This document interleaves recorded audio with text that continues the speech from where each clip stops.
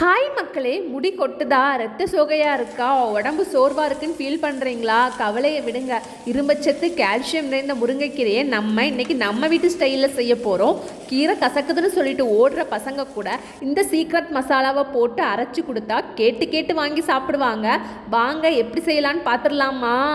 இன்றைக்கி நான் முருங்கைக்கீரை பொரியல் பண்ணுறதுக்கு ஒரு கெட்டு முருங்கைக்கீரை எடுத்திருக்கேன். அதை நல்லா உருவி சுத்தம் பண்ணிவிட்டு தண்ணியில் 2 to 3 வாட்டி நல்லா வாஷ் பண்ணி எடுத்துக்கோங்க. இப்போது சீக்ரெட் மசாலா ரெடி பண்ணுறதுக்கு என்னெல்லாம் பொருள் தேவைன்னு பார்த்துடலாமா?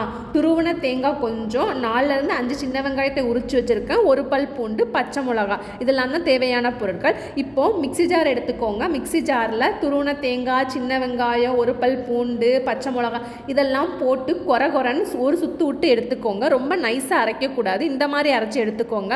இப்போ அடுப்பில் சட்டியை எடுத்து வைங்க. சட்டி காஞ்சதுக்கப்புறம் 2 டீஸ்பூன் எண்ணெய் ஊற்றிக்கோங்க. எண்ணெய் காஞ்சதும் ஒரு வரமிளகாவை கிள்ளி போட்டுட்டு கூடவே நறுக்கி வச்சுருந்த 3 சின்ன வெங்காயத்தையும் சேர்த்து நல்லா வதக்குங்க. வெங்காயம் நல்லா பொன்னிறமாக வரணும். பாருங்கள், இப்போ நல்லா பொன்னிறமாக வந்துட்டு இப்போ நம்ம கழுவி வச்சுருந்த முருங்கைக்கீரையும் சேர்த்து நல்லா வதக்கி விடுங்க. இந்த மாதிரி இப்போ தேவையான அளவு உப்பு போட்டுட்டு மேலே லேசாக தண்ணி தெளித்து விடுங்க. ரொம்ப தண்ணி ஊற்றக்கூடாது, அப்புறம் கீரை கசக்க ஆரம்பிச்சிடும். இப்போ நல்லா வதக்கி விடுங்க. கீரை ஒரு 5 நிமிஷம் நல்லா வதங்கட்டும். இப்போ பாருங்கள், கீரை சூப்பராக சுருண்டு வந்துருச்சு. இந்த டைமில் நம்ம அரைச்சி வச்சுருந்தோம்ல தேங்காய், சின்ன வெங்காயம் மசாலாவை சேர்த்து ஒரு 2 நிமிஷம் நல்லா பிரட்டி விடுங்க. அப்பா, தேங்காய் பூண்டு சேர்ந்து ஒன்று வர வாசனை இருக்கே, வீடே மணக்கும். அவ்வளோதான். ஸ்டவ்வை ஆஃப் பண்ணிவிடுங்க.